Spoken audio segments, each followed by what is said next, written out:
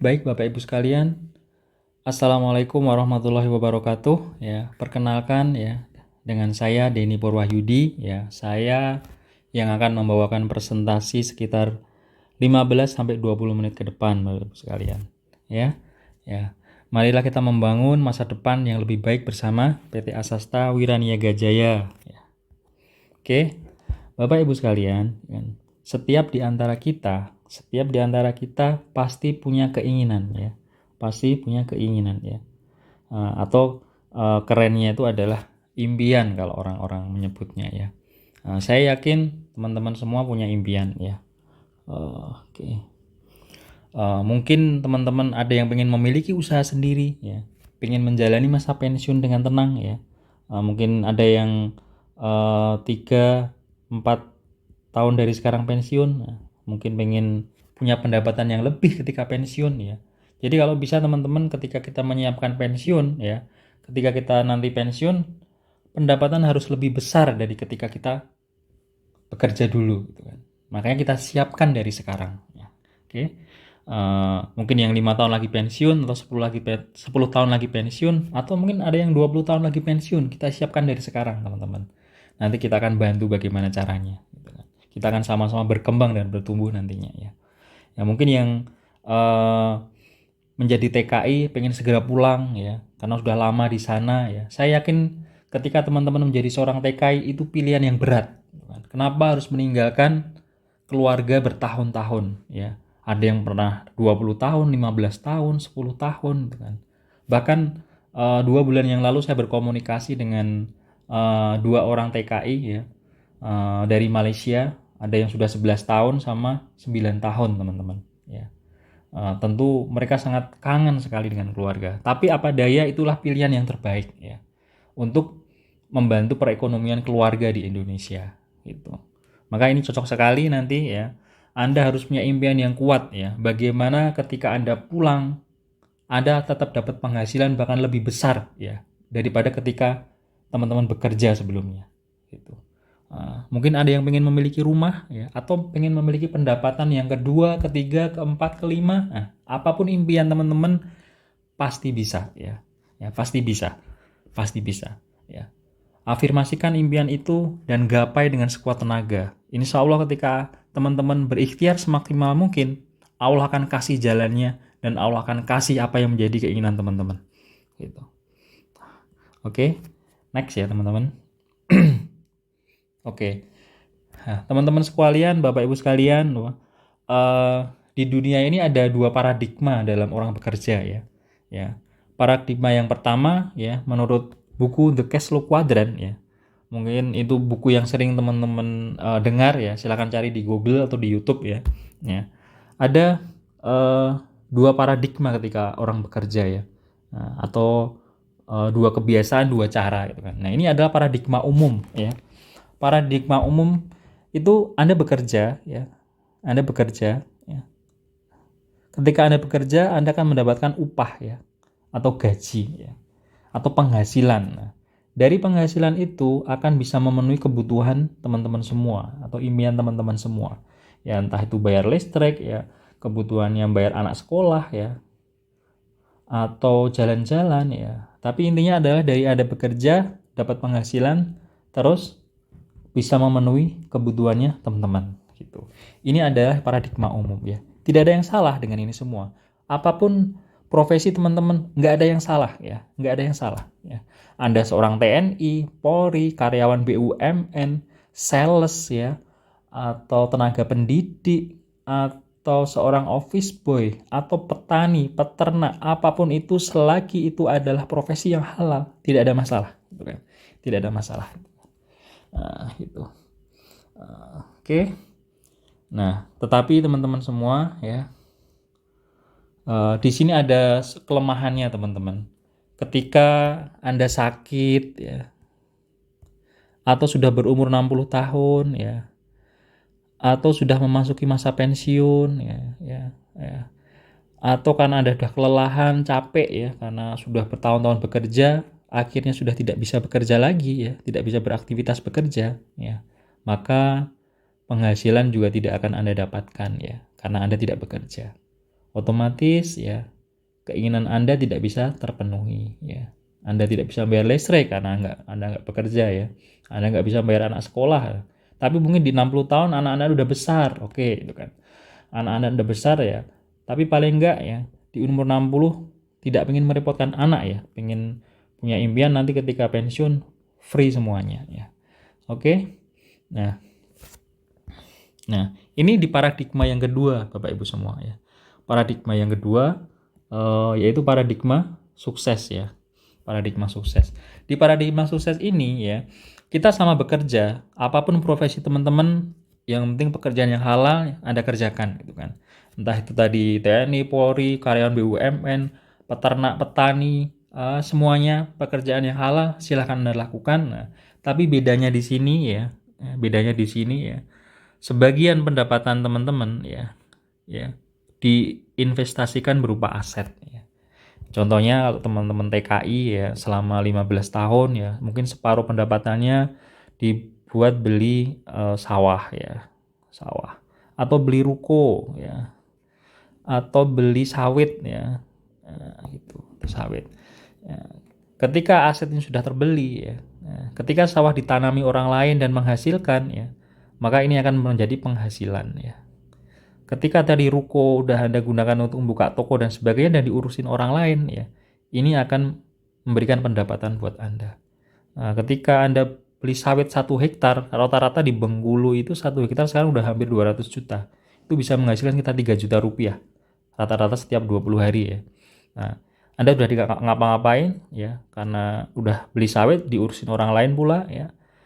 Dan ini rata-rata setiap bulan bisa memberikan penghasilan yang sifatnya adalah pasif ya. Pasif itu apa? Pasif income itu apa? Pasif income itu adalah Anda tidak bekerja lagi ya. Anda tidak memikirkan bisnis Anda. Bisnis Anda udah diurusin orang lain ya. Anda tinggal tidur, Anda tinggal ngapain, tetapi tetap memberikan penghasilan kepada Anda. Itu yang dinamakan penghasilan yang pasif gitu teman-teman ya. Jadi ketika Anda sudah nanti umur lanjut atau sudah tidak bekerja lagi atau sudah kira-kira hasil dari aset ini sudah melebihi gaji Anda dan Anda ingin berhenti, ini tidak ada masalah ya. Anda tidak bekerja lagi ya. Ketika Anda sudah tidak bekerja lagi karena aset ini sudah bertumbuh, berkembang, maka aset ini akan bisa memberikan penghasilan yang sifatnya pasif ya. Nah, dari penghasilan yang pasif ini ya akan bisa memenuhi kebutuhan teman-teman, impian teman-teman semua ya. Kalau misalnya passive income-nya adalah 50 juta per bulan ya dari hasil semua aset ini ya. Anda gunakan saja untuk kebutuhan sekitar 25 juta atau 50%-nya, sisanya dibelikan aset lagi ya.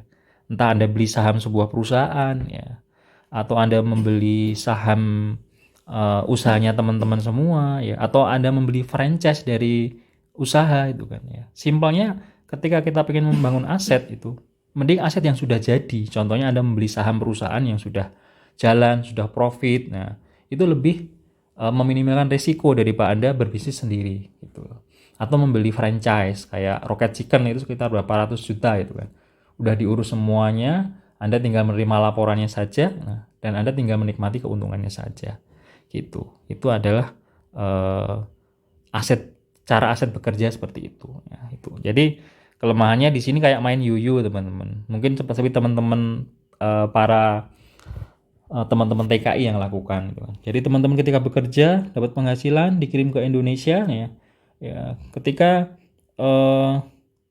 duitnya agak cukup pulang gitu kan ya. Ketika di rumah nggak bekerja karena mungkin udah malas ya, harus kerja, harus melamar kerja dan sebagainya gitu kan. Tiba-tiba teman-teman berbisnis, akhirnya rugi bisnisnya. Akhirnya apa? Teman-teman pasti berpikiran kembali lagi ke sini ya.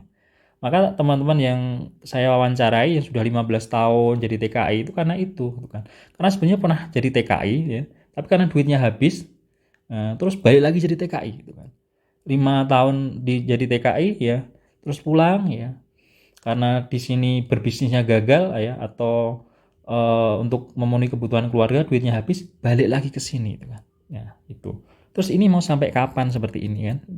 Nah, maka saya sarankan mari kita di paradigma yang kedua ini ya, paradigma yang sukses. Bagaimana kita bekerja ya sebagian hasil dari pekerjaan kita gunakan untuk membangun sebuah aset, yang mana ketika aset nanti sudah menghasilkan, aset ini akan menjadi sebuah penghasilan yang sifatnya adalah pasif gitu.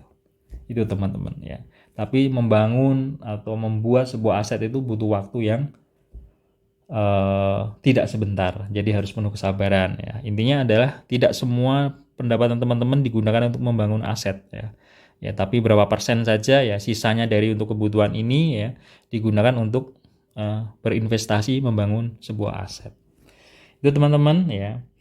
Tanpa mengecilkan profesi apapun ya teman-teman, seperti itu ya. Kita next ya di halaman berikutnya. Oke ya. Kita akan berkenalan dengan perusahaan ya. Ini company profilnya ya. Ini adalah sejarah usahanya ya. Sejarah usaha ya. Baik teman-teman semua ya, kita akan berkenalan dengan sebuah perusahaan ya. Perusahaan ini saya rintis di 2018 ya. Saat itu kita memakai brand namanya Nikalea ya. Kita masih menjadi reseller saat itu ya. Kita memasarkan produk-produk yang kecil-kecil kayak nomor meja, peniti, pita dan sebagainya ya. Kita ngambil dari orang lain, kita jual ya. Kita cuma ngalap ilmunya saat itu ya. Alhamdulillah ya, progresnya bagus kan. Nah, di tahun 2019 ya, kami mulai fokus di penjualan online, tapi fokus beriklan di Facebook gitu kan. Itu kita saat itu menjadi produsen hijab ya, namanya Nikalea Hijab ya. Kita juga menjual jam tangan, kita juga menjual kurma ketika mau Ramadan gitu kan. Tapi semuanya dipasar melalui Facebook Ads ya. Ya, kita beriklan di Facebook. Kenapa di Facebook ya? Karena Facebook memiliki pengguna aktif kita 170 juta orang ya. Nah, ini adalah market yang sangat luas ya.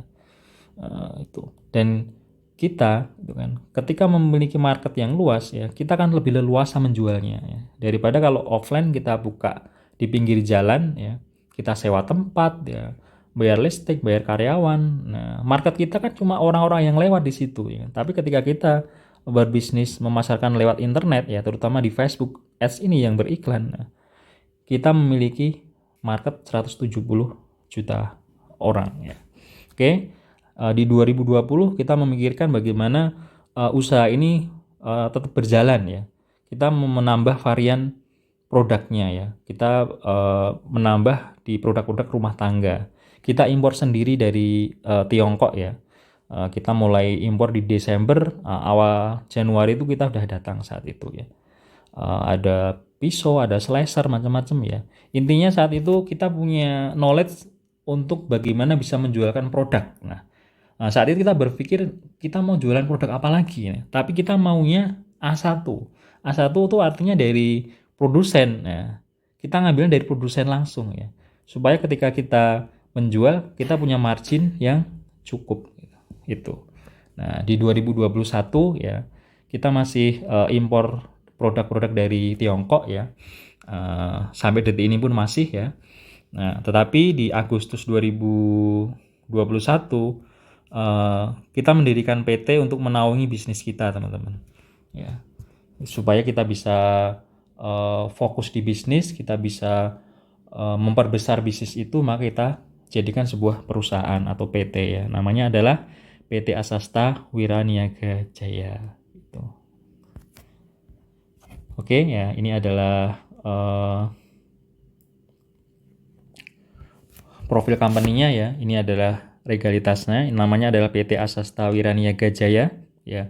Berdiri 20 Agustus 2021 ya. Ini adalah nomor induk berusahanya ya. Ini adalah SK Kemenkumham-nya ya. Nah, direktur utama adalah saya sendiri ya. Ini saya Bapak Ibu semua ya. Ini saya. Bapak Ibu semua, umur saya sekitar 36 tahun ya. 36 tahun ya, beberapa tahun lagi 40 tahun ya. Itu. Dan sekali lagi saya tegaskan bahwa kita adalah perusahaan perdagangan ya. Kita menjual produk-produk. Kami bukan perusahaan investasi ya. Ya. Kami punya produk, kami jual ya.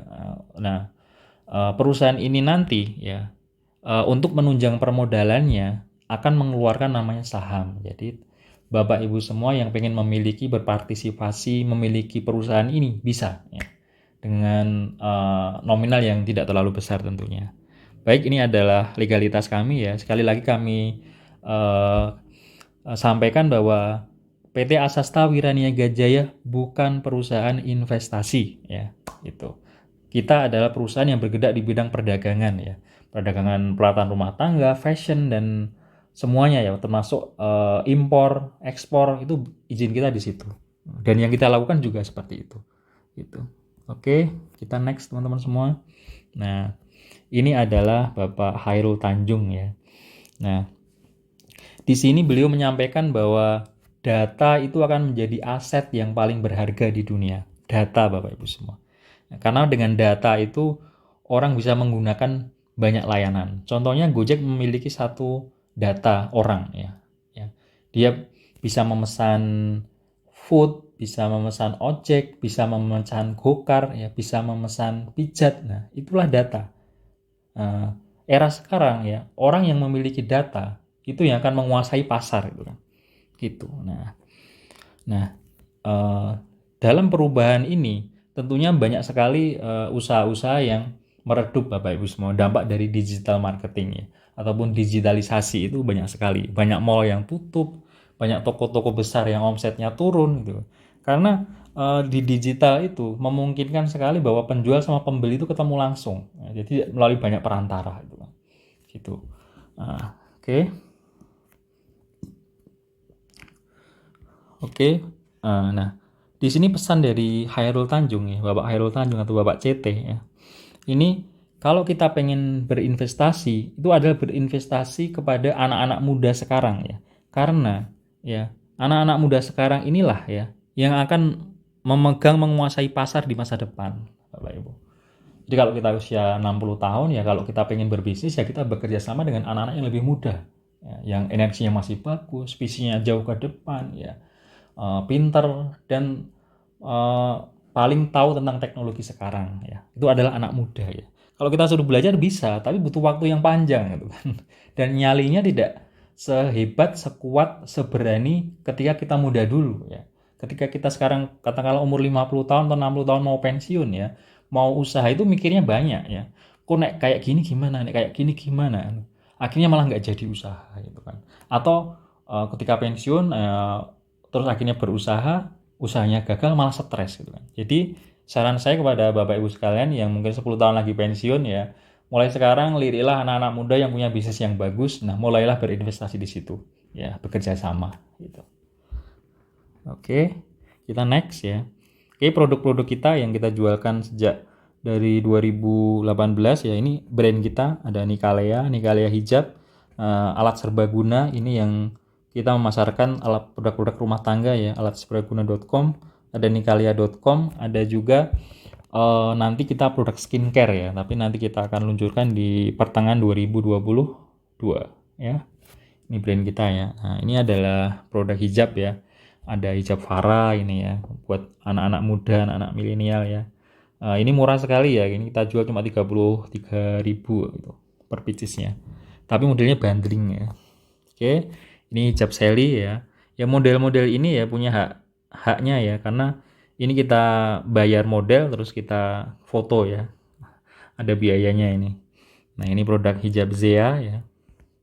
Ini produk hijab Reisha ya. Ini model-model kita bayar semua. Oke, ini hijab gamis ya, kayak gamis Aisyah namanya. Nah, ini harga kita jual sekitar 350 ribuan ya. Oke. Ini hijab printing ya. Ini kita ngambil dari Jakarta kalau ini, kita nggak produksi sendiri. Kalau yang produksi sendiri ya, ini ya, ini sama gamis tadi ya. Produksi sendiri itu maksudnya kita beli bahannya, terus kita jahitkan di pabrik besar ya. Kita kerjasama dengan konveksi besar di Klaten ya, punya karyawan 300 lebih ya. Kita pengalaman saat itu ya, pernah menjahitkan sekitar 5.000 pieces 4 hari selesai gitu. Saya bilang, ini 4 hari harus selesai loh bos gitu. Akhirnya selesai juga gitu kan, dikebut sama karyawannya gitu. Itu jadi ketika kita berbisnis hijab pun banyak hal yang harus kita pikirkan ya, karena dunia online itu kalau sudah boom itu permintaannya banyak sekali gitu kan. Itu makanya di jilbab itu kita nggak perlu untung banyak ya, mungkin 3.000 5.000 tapi pengalinya ya. Nah, rata-rata omset jilbab ini ya per bulan dari semua omset fashion itu rata-rata 3.000 sampai dengan 4.000 pieces ya per bulan. Ya, per bulan. Makanya database kita banyak dan orang-orang yang beli itu kan bukan orang yang sama. Setiap hari orang beli itu orang yang berbeda. Kenapa? Yang saya bilang tadi Bapak Ibu semua. Kita punya market ada 170 juta orang gitu kan. Market yang sangat luas sekali ya gitu. Dan untuk fashion sendiri rata-rata omset di 2019 ya rata-rata omset per tahun sekitar 1,4 miliar ya. Itu per tahun Bapak Ibu semua ya. Untuk fashion saja ya, fashion saja. Oke. Kita next ya. Ini adalah jam ya. Kita impor dari Tiongkok ya. Ini HPP-nya sekitar berapa ya? 85.000 ya, kita jual 250.000. Nah, itu. Oke. Ini Cooper. Nah, ini Cooper yang produk yang lumayan winning ya ini. Penjualannya lumayan mantap ya. Ini HPP kita itu modal kita itu sekitar 65 ribuan ya. Kita jual ya bervariasi tergantung warnanya ya kan. Ini warna ini ya lumayan demand-nya tinggi nih. Warna ini agak gitu kan. Warna yang putih tidak terlalu, warna yang merah juga tidak terlalu. Nah, ini semua kita kasih harga yang berbeda padahal kualitasnya sama, cuma warnanya aja beda gitu kan. Tapi karena para ibu-ibu itu kan warna itu begitu penting buat mereka gitu kan. Walaupun kualitasnya sama semua gitu. Itu. Oke. Kita rata-rata mengimpor ini baru mampu sekitar 2.000-an per bulan ya. Padahal kita butuhnya banyak, gitu. Butuhnya banyak. Kita kalau jual 3.000 4.000 per pieces per bulan pun insya Allah bisa ya. Dengan sumber daya yang kita punya. Oke. Nah, ini slasher Bapak Ibu semua. Nah, slasher ini sebentar ya. Nah, slasher ini di marketplace bisa dicek di Shopee, di Tokopedia. Ini harganya sekitar 400.000 ya. 400 ribuan. Nah, awal kita ngimpor itu di harga sampai rumah udah biaya pajak semuanya ya. Itu sampai rumah HPP-nya sekitar 220.000 rupiah ya. Nah, impor yang berikutnya karena kita impornya banyak, kita nego habis-habisan sama produsennya, kita dapat harga 180.000 per pieces ya. Karena impornya dalam jumlah besar. Nah, ketika kita impor dalam jumlah besar, banyak sekali yang bisa kita hemat ya. Kita bisa nego ke suppliernya ya. Yang kedua adalah ongkos kirimnya itu bisa turun ya. Turunnya jauh gitu kan. Katakanlah kalau jumlahnya tidak terlalu banyak per 1 CBM itu bisa 7,5 juta ya. Tapi kalau kita impor dalam jumlah banyak ya 1 CBM-nya ya bisa cuma sekitar 5 juta ya. Turunnya lumayan kan. Nah, itulah. Oke. Kita next ya. Nah, ini slasher juga ya. Ini slasher yang lebih murah. Ini demand-nya juga lumayan tinggi ya. Oke. Ini kalau orang Jawa bilangnya sotel ya. Macam-macam ya. Oke, ini pisau. Nah, oke. Pisau ini ya. Pisau ini saya pernah main ke Toserba WS di Jalan Kaliurang sana. Ini dijual sekitar 99.000 rupiah ya. Ini padahal ini kita ngimpor itu sampai rumah di harga sekitar 48.000 rupiah ya. Gitu. Jadi bisa dilihat selisih harganya. Tapi kalau di Shopee memang harganya murah. Jadi kita di pisau ini untungnya nggak terlalu mahal. Yang penting cari kuantitinya. Gitu. Nah, ini kotak makan yang stainless semua. Demand-nya lumayan tinggi. Ini juga kita modalnya sekitar 90.000 ya. Kita jual di 130 ribuan. Gitu. Nah ini pengasah. Kalau pengasah itu murah ini. Ini HPP-nya 15.000, kita jual paling 17.000. Kita jual juga yang warna tertentu 130.000. Macam-macam lah cara mempermainkan harga. Oke, tadi sudah kita bahas produknya. Nah, produk-produk yang ada di sini itu bukan produk permanen ya. Jadi ketika produk sudah jenuh, kita akan gantikan dengan produk yang lain. Nah, kita ada tim riset produk sendiri yang meriset produk ya, ibaratnya peluru-peluru yang udah kita siapkan untuk kita keluarkan ya. Ketika produk A sudah jenuh, kita akan gantikan dengan produk yang lain, gitu, Bapak Ibu semua. Jadi untuk menjaga keberlangsungan perusahaan agar selalu mengikuti demand yang ada. Itu. Oke, kita next ya. Oke, sekarang bisnis strategi kita, ya. Pemasaran kita bagaimana? Gitu kan. Pemasaran kita eh, eh, lewat full online ya, online ya. Di offline ini belum ya, belum kita lakukan ya. Belum ya. Online ya. Kenapa ya? Yang saya bilang tadi Bapak Ibu bahwa di online itu punya 170 juta pengguna internet aktif. Nah, itu adalah marketnya ya. Dan online itu menghemat banyak hal, teman-teman, ya. Kalau online itu pertama, kita tidak perlu tempat yang strategis ya. Tempat strategis tidak perlu ya. Yang kedua ya, kita tidak perlu tempat yang bagus-bagus amat gitu kan. Yang penting bisa menyimpan barang ya, bisa kita buat usaha gitu kan. Dan modal tidak terlalu besar karena online itu tidak membutuhkan karyawan yang banyak gitu kan. Karena satu karyawan itu pengalaman kita bisa menghandle 100 customer per hari gitu kan. Hanya dari WA saja gitu kan. WA, cek Facebook dan sebagainya itu. Jadi menghemat banyak hal dan menghemat modal juga kalau online itu.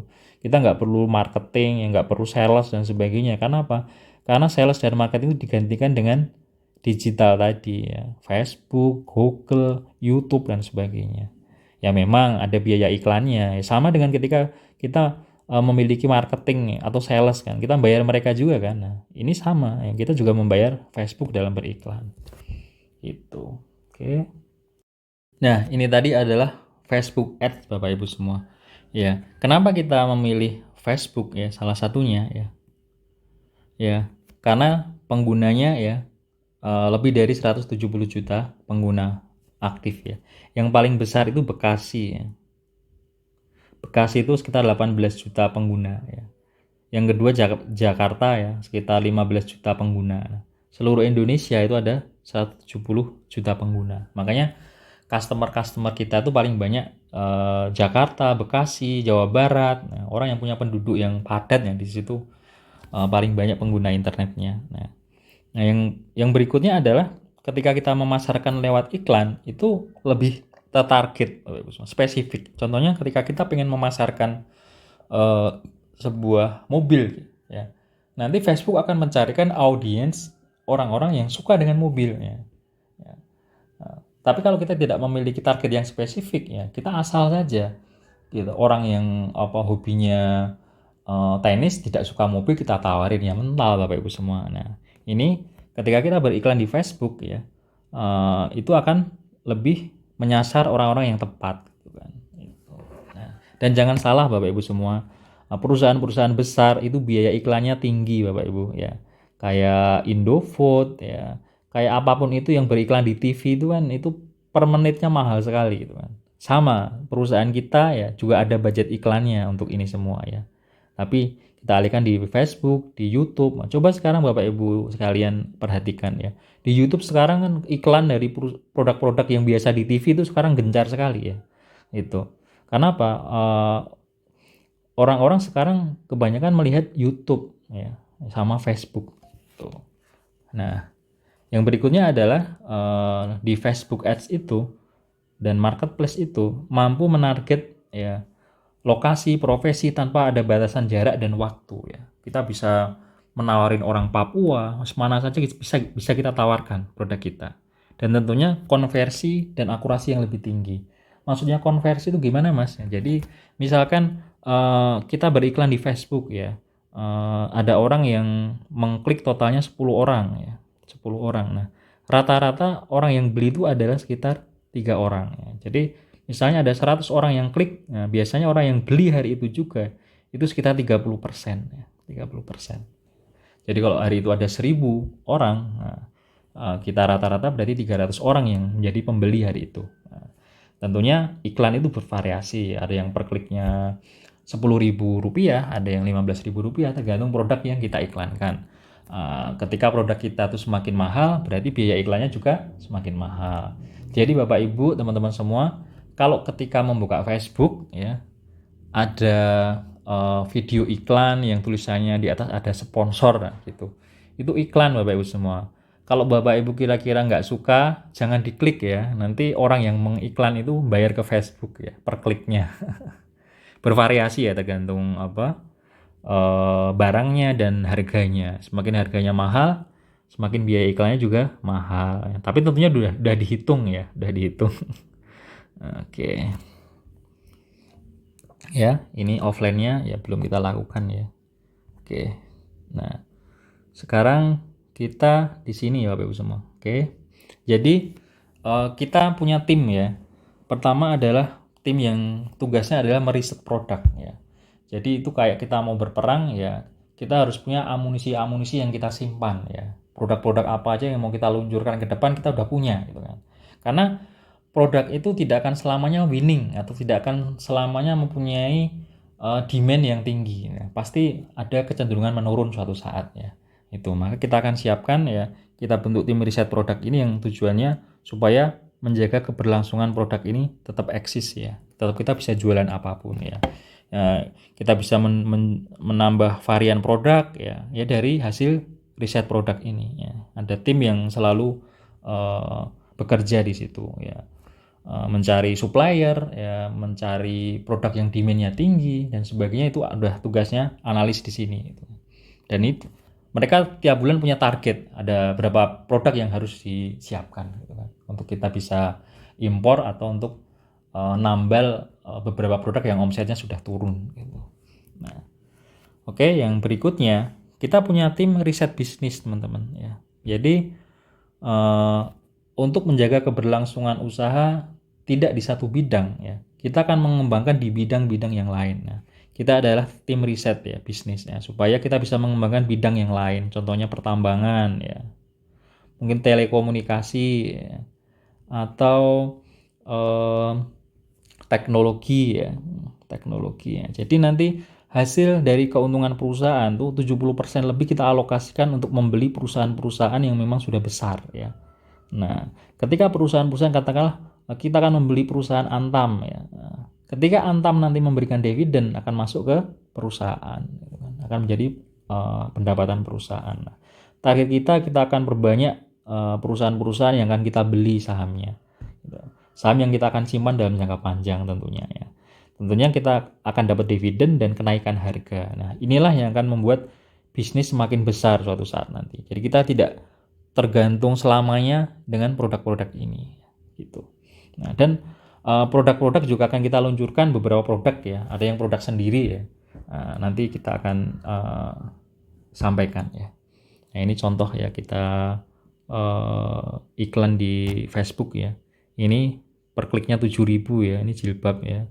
Yang ini per kliknya 5.000 ya. Jadi ketika orang mengklik, mereka langsung masuk ke halaman promosi kita ya. Ketika mereka suka dengan produk kita, mau beli, langsung terhubung dengan CS kita ya, customer service kita. Mereka layani, mereka beli ya, transfer, terus kita kirim ya. Itulah prosesnya Bapak Ibu semua. Jadi 95% kita tergantung dengan iklan ya. Karena iklan itu sama dengan sales ya, tapi online gitu kan. Semakin banyak kita beriklan, semakin banyak kemungkinan konversi atau penjualan gitu. Jadi ketika kita pernah off iklan 1 minggu ya, karena barangnya habis, ya sudah nggak ada penjualan karena kita tergantung kepada iklan gitu, Bapak Ibu. Oke. Assalamualaikum warahmatullahi wabarakatuh. Itu tadi video ya. Oke. Bapak Ibu sekalian ya, untuk mengembangkan usaha dari PT Asasta Wirani Niaga Jaya, maka perusahaan memutuskan untuk menjual sahamnya sebanyak 5.000 lembar atau 50% ya kepada pabrik atau siapa saja yang pengen memiliki perusahaan kami ya. Mari kita sama-sama ya membangun perusahaan ini supaya menjadi perusahaan yang besar ya. Ya, ini adalah penawaran ya, penawaran saham ya. Ingat Bapak Ibu sekalian, ketika Bapak Ibu sekalian membeli saham perusahaan PT Asasta Wirani Niaga Jaya, berarti akan menjadi bagian dari pemilik ya. Akan menjadi bagian dari pemilik. Baik ya, kita kasih kode AWJ ya, Asasta Wirani Niaga Jaya. Per lembarnya kita jual 5 juta rupiah ya. Sangat terjangkau. 5 juta rupiah. Nah, kita maksimal penawarannya 31 Desember 2022, jadi 1 tahun ke depan gitu kan. Nah, pembagian dividennya ya itu setiap 1 bulan sekali ya, setiap tanggal 10 ya, setiap bulan. Nah, saham ini dapat dijual kembali setelah usia sahamnya 1 tahun. Nah, itu ibaratnya Bapak Ibu sekalian membeli sawah ya, kok pengen menjualnya kepada pemilik yang lalu, maka kalau kita butuh waktu kalau sahamnya sudah umur 1 tahun Bapak Ibu semua ya. Jadi intinya harga per lembar sahamnya adalah 5 juta rupiah, maka Bapak Ibu sekalian akan menjadi bagian dari pemilik ya, pemilik PT ya. Ya, itu. Jadi kalau teman-teman memiliki saham sebuah perusahaan, berarti teman-teman menjadi pemilik dari perusahaan itu, gitu ya. Kita next ya. Nah, sekarang apa yang akan didapatkan ketika membeli saham PT Asasta Wiraniaga Jaya? Yang pertama adalah capital gain ya, capital gain atau pertumbuhan nilai saham ya. Jadi misalkan sekarang nilainya 5 juta ya, 2, 3, 4, 5, 6 tahun ke depan tentunya seiring berjalannya waktu aset perusahaan naik, maka nilai saham itu juga naik. Mungkin dari awalnya 5 juta tadi, ya 5 juta tadi bisa menjadi 5,5 atau bahkan 6 juta di tahun-tahun berikutnya. Ya, seiring berjalannya waktu dan seiring pertumbuhan perusahaan. Nah, oke. Yang kedua ya, Bapak Ibu sekalian akan mendapatkan dividen atau bagi hasil ya. Itu setiap bulan, setiap tanggal 10 ya. Nanti per lembarnya berapa gitu ada. Terakhir ya di Oktober 2021 ya, 2021 bulan 10 ya. Kita membagikan sekitar Rp81.000 per lembar ya. Kalau Bapak Ibu semuanya kalian punya 10, berarti tinggal dikalikan 10 ya. Sama dengan Rp810.000 itu. Tentunya ini tidak tetap sesuai dengan keuntungan ya. Bulan sebelumnya kita membagikan sekitar 71.000. Kalau teman-teman punya 10 lembar ya tinggal dikalikannya 10 dengan Rp710.000 itu. Dan yang berikutnya teman-teman akan mendapatkan surat saham yang bermaterai yang diterbitkan oleh PT Asasta Wiraniaga Jaya sebagai bukti bahwa Bapak Ibu sekalian memiliki perusahaan ini ya, ikut memiliki saham perusahaan ini. Itu Bapak Ibu sekalian, kita next di berikutnya. Nah, sekarang bagaimana mekanismenya ya. Jadi Anda dan investor yang lainnya melakukan pembelian saham untuk memiliki saham dari PT Asasta Wiraniaga Jaya ya. Berikutnya ya, manajemen PT Asasta Wiraniaga Jaya akan mengelola dana hasil penjualan saham untuk mengembangkan usahanya ya. Yang ketiga, PT Asasta Wiraniaga Jaya akan memberikan dividen atau bagi hasil kepada Anda dan investor yang lainnya setiap periode pembagian dividen, yaitu setiap tanggal 10. Nah, tetapi jika jatuh pada hari libur, ya, hari Minggu atau hari Sabtu, maka dividen akan diberikan pada hari kerja berikutnya. Karena operasional kita, secara operasional administrasi itu dari hari Senin ya sampai dengan Jumat ya. Itu. Jadi kalau dividen tanggal 10-nya jatuh pada hari Sabtu ya berarti hari Seninnya kita akan berikan. Gitu. Ya, oke. Nah, oke ya. Sekarang bagaimana alokasi dari hasil penjualan saham? Tentunya ketika saham yang menjadi target penjualan kita sudah terjual semua, maka kita akan mulai mengembangkan usaha kita. Bagus. Yang jelas 20% kita akan gunakan untuk cadangan dan operasional gitu kan. Ya mungkin menambah peralatan, ya mungkin menyewa tempat yang lebih besar untuk menyimpan barang dan sebagainya ya. Ini untuk operasional ya. Oke. Yang 30% kita akan gunakan untuk mengembangkan produk ya. Dalam arti mungkin kita akan tambah jumlah produknya atau quantity dari produk, katakanlah super tadi yang kita cuma punya 1.000, kita akan kembangkan menjadi kita akan impor lebih banyak lagi, mungkin jadi 5.000 dan seterusnya. Nah, kita akan menambah quantity produknya ya. Yang berikutnya kita akan menambah varian produknya ya, mungkin kita akan menambah varian alat apa. Nah, itu akan kita kembangkan produknya itu kan. Nah, yang 50% kita akan gunakan untuk mengembangkan bidang usaha yang lainnya ya.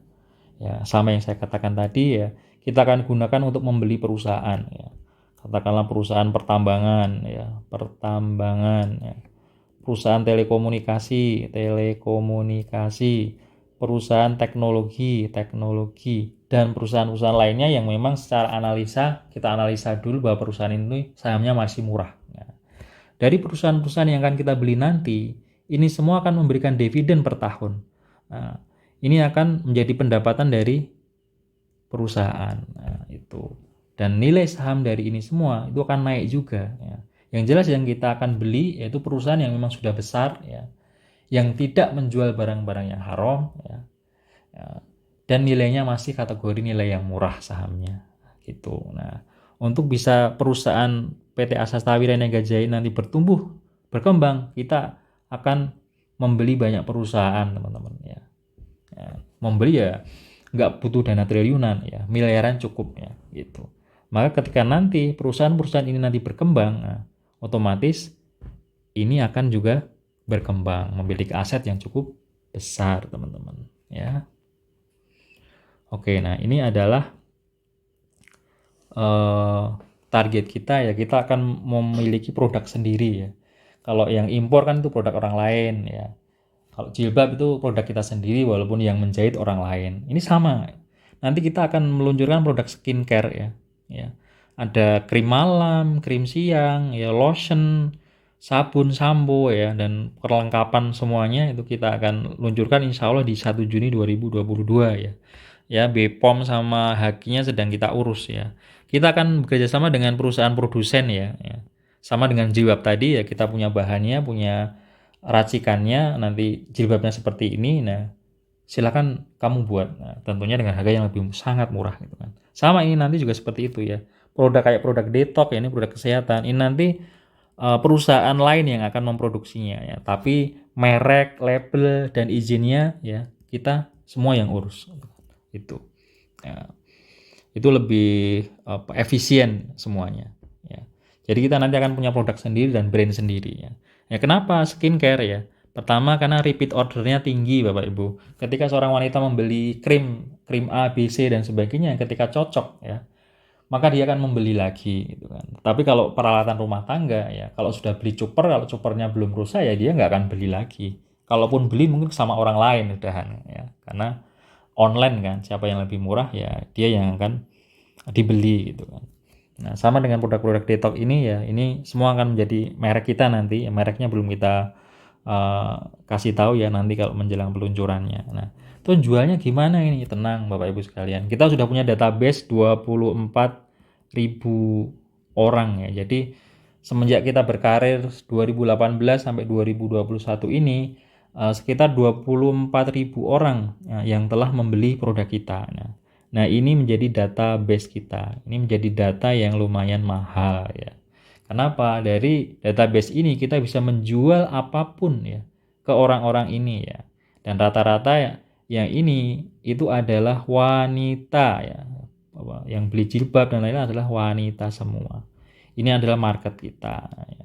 Selain market dari 170 juta orang pengguna internet aktif. Itu Bapak Ibu sekalian. Ya. Oke, kita next ya. Nah, ini adalah target pertumbuhan nilai saham. Maksudnya seperti apa, Mas? Oke.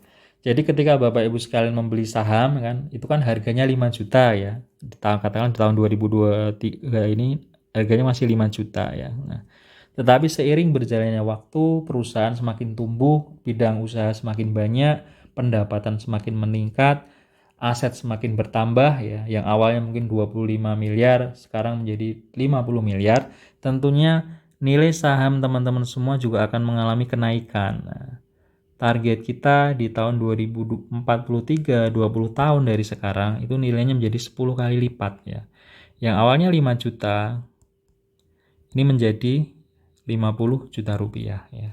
Itu target pertumbuhan nilai saham kita. Dan kalau kita hitung target seperti ini itu sangat realistis. Itu sama dengan tumbuh sekitar 25% per tahun ya pertumbuhannya.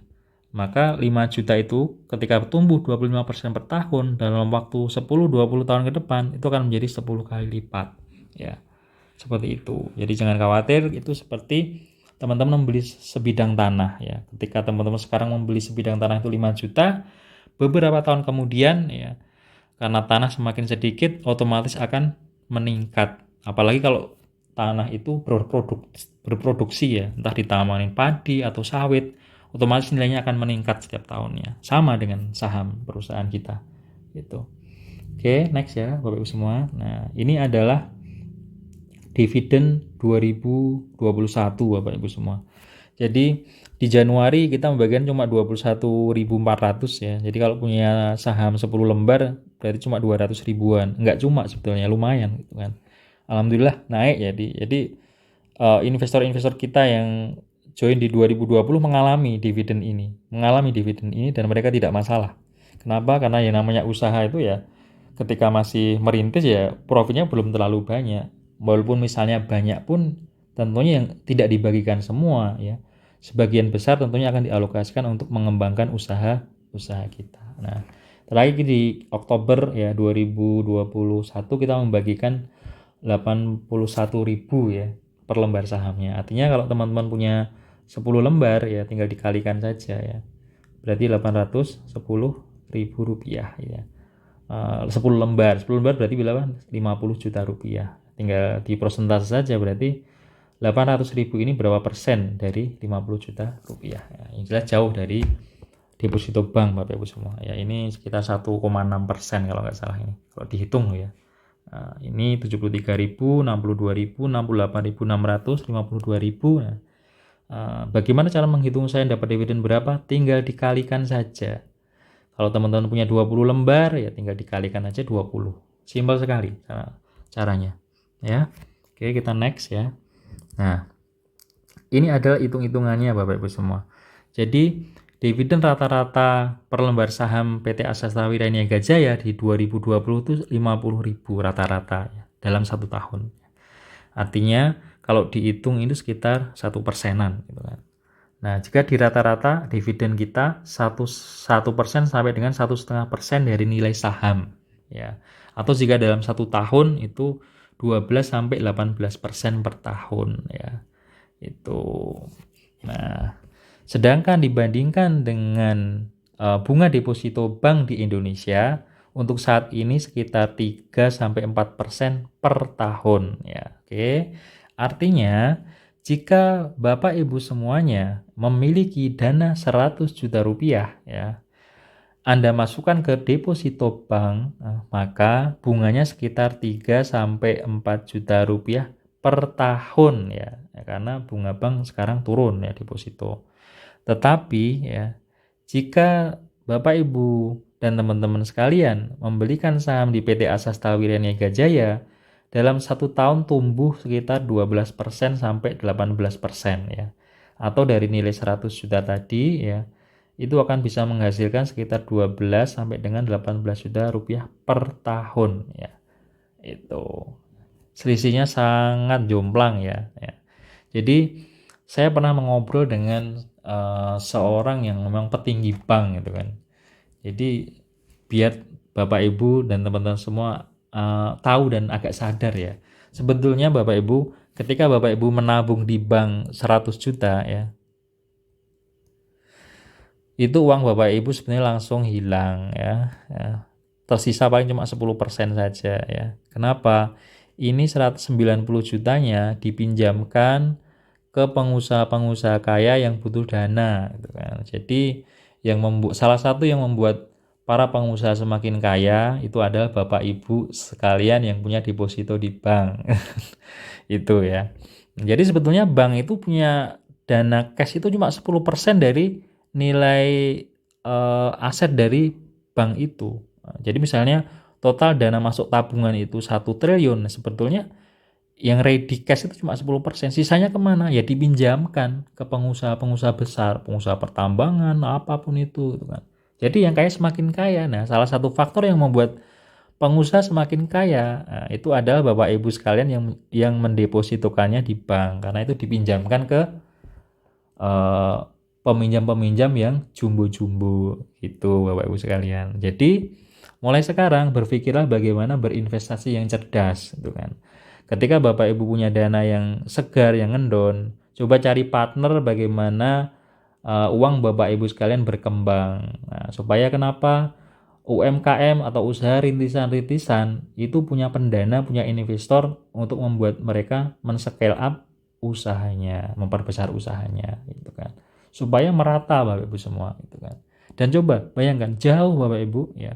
Sekarang kalau Bapak Ibu deposito di bank ya, banknya tambah kaya dan yang diberi pinjaman itu usahanya semakin besar gitu kan. Nah, itu. Jadi marilah kita berinvestasi ya di bidang-bidang usaha yang pertama kita kenal, yang kedua yang memberikan imbal hasil yang di atas bank lah gitu kan. Supaya apa? Supaya pengusaha-pengusaha yang masih rintisan itu tertolong dalam segi permodalannya. Itu Bapak Ibu ya. Ya, oke. Kita next ya. Nah, ini adalah target pertumbuhan nilai saham dan dividen PT Asasta Wiraniaga Jaya ya. Oke. Nah, ini adalah kalau misalnya tahun 2023 ya, nilai sahamnya itu masih 5 juta ya. Nah, ini adalah target pertumbuhannya ya. Di 2029 targetnya adalah 6,5 juta ya. Sampai 10 tahun ya menjadi 2 kali lipat ya. Nah, tadi yang kita bahas tadi ya, kalau udah 20 tahun target kita menjadi 10 kali lipat ya. Dari angka 5 juta tadi asetnya atau sahamnya nilainya menjadi 50 juta rupiah.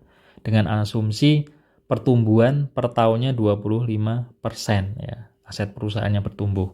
Nah, ketika harga sahamnya naik ya, maka tentunya perusahaan juga semakin naik nilai asetnya. Dan tentunya dividen ya, yang dibagikan juga semakin meningkat karena keuntungan perusahaan juga semakin meningkat. Nah, ini adalah target pertumbuhan kita ya, dari segi dividen setiap bulannya ya. Ini nah nanti di beberapa tahun ke depan ini akan menjadi 200.000 ya. Kalau teman-teman punya 20 lembar saja, ini tinggal dikalikan 20 Bapak Ibu sekalian ya. Nah, sekitar 4 juta berapa gitu kan. Nah, sedangkan kalau Bapak Ibu menyimpannya di bank ya tumbuhnya nggak begitu-begitu amat gitu kan. Dan itu sebetulnya nilainya turun karena inflasi gitu kan. Nah, ini adalah contohnya ya. Ini tahunan cuma mengikuti bulanan ya. Ini jika diberikan dalam setahun, nah ini tercipta nominal segini. Jadi dividennya cuma diberikan salah satu ya, setiap bulan saja. Cuma kalau dihitung 1 tahun, nah ini segini Bapak Ibu. Nah bayangkan dalam 1 tahun di tahun ke ini nilai dividen dalam 1 tahun itu sama dengan modal Anda dulu ketika membeli saham. Gitu kan. Jadi sebetulnya BEP itu nggak lama ini nanti itu. Paling 4-6 tahun Bapak Ibu sekalian sudah BEP. Ya. Jadi dari dividen ini Anda kumpulkan ya. Kalau nggak pernah Anda gunakan ya, nanti totalnya menjadi 5 juta itu sekitar 4-5 tahun ke depan ya, gitu. Jadi bisa nanti dibelikan sahamnya lagi gitu. Atau disimpan saja atau diinvestasikan di tempat yang lain gitu.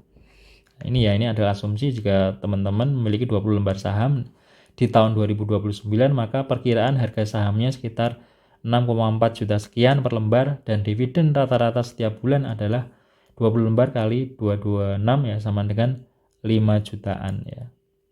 5 jutaan ya. 20 lembar sama dengan sekitar 100 juta rupiah ya. 100 juta rupiah ya. Rata-rata target dividen kita sekitar 5 juta rupiah. Berarti 5,7% ya. Ya, ini karena sudah berjalan cukup lama, maka perusahaan bertumbuh ya, maka bisa membagikan dividen juga lumayan besar. Nah ini bayangkan kalau 10 tahun yang akan datang Bapak Ibu masih memiliki saham ini ya.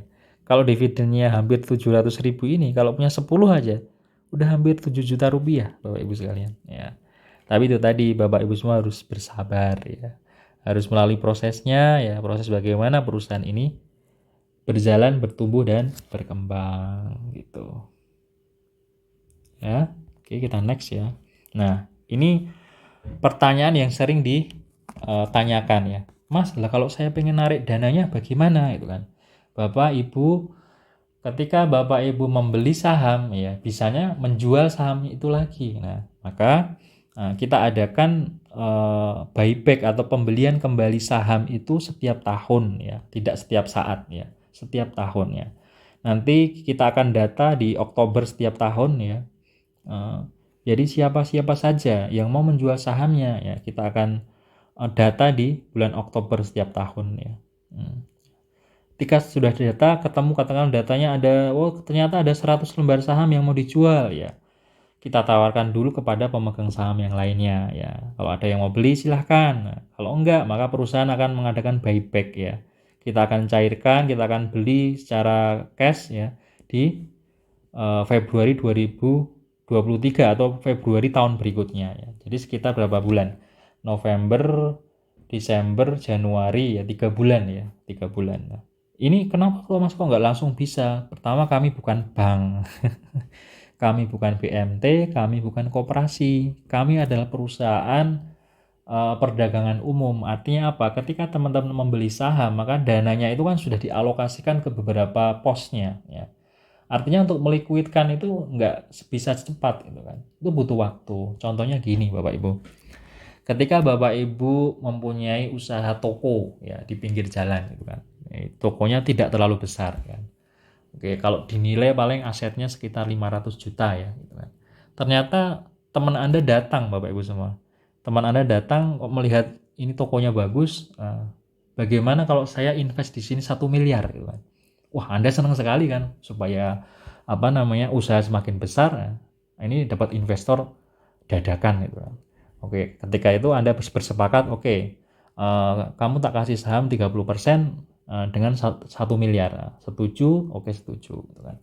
Akhirnya Anda menerima dana segar 1 miliar, itu Anda gunakan untuk menyewa tempat yang lebih luas, memperbanyak barang dagangan, mungkin peralatannya di-upgrade, atau diberi cat yang bagus, atau promosi di mana-mana. Nah, itu kan udah ada alokasikan untuk bagaimana perusahaan itu, toko itu berkembang. Nah, tiba-tiba 6 bulan kemudian teman Anda datang dan bilang, "Bro, aku pengen narik danaku." Terus Bapak, Ibu mau bilang apa? Pasti akan bilang, "Loh, kan dana kemarin sudah saya alokasikan di sini.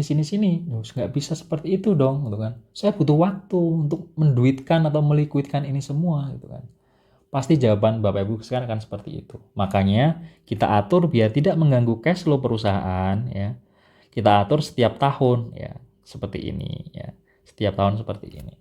Nah, tapi percayalah Bapak Ibu semua, saya yakin tidak akan banyak orang yang akan menjual sahamnya gitu kan. Kenapa? Gitu kan. Pertama, karena di awal selalu saya sampaikan bahwa gunakan dana yang Bapak Ibu semua simpan dalam jangka panjang. Artinya dana yang segar, dana yang fresh ya.